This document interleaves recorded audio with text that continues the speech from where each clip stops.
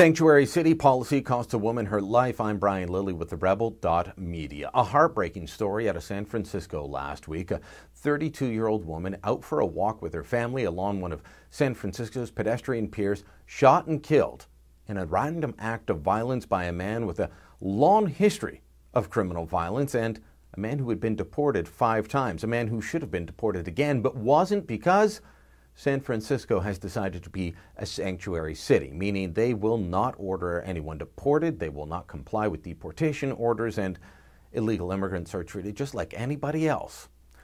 This is the story of Kathryn Steinle. She was, as I said, out for a walk with her parents. She was posing for pictures when Francisco Sanchez, man who'd been deported 5 times, who had been handed over earlier this year to San Francisco law enforcement on a drug warrant, a man who had a detainer order issued by the Immigration and Customs Enforcement agents.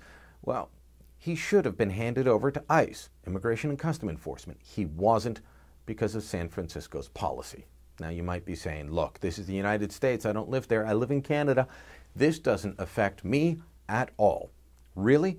Well, think about this. The sanctuary city movement is a growing movement worldwide. It's put forward by leftists who don't want to see the rule of law enforced in a uniform manner.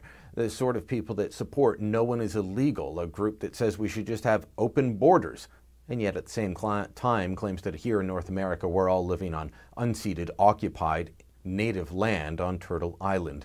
These sorts of folks are loons, but they convince city councils in places like Toronto and Hamilton already to adopt sanctuary city policies.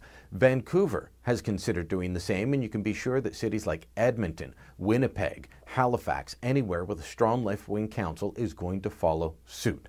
This not only means that you're going to see social services, whether it be welfare or social housing, offered up to people that don't qualify because they're in the country illegally, but we could end up seeing a change in how law enforcement acts within these jurisdictions. It happened in San Francisco. It could happen here. According to advocates, there are some 200,000 illegal immigrants in Toronto alone. I've heard the number be as high as 500,000 in the Greater Toronto area. Is the problem in Canada quite as bad as it is in the United States with illegal immigrants, with actual violence being carried out in many cases by people that have been deported? No, not at this point. But as the federal government is seeking to crack down on those that are in the country illegally, those who cheat the system to get their way in, we have municipalities trying to go the route of San Francisco and say, we know better. It may not be our jurisdiction, but we know better, and we will not follow the law. Well, that policy cost Kathryn Steinle her life. How long until a similar event happens here, and what will the outcry be like?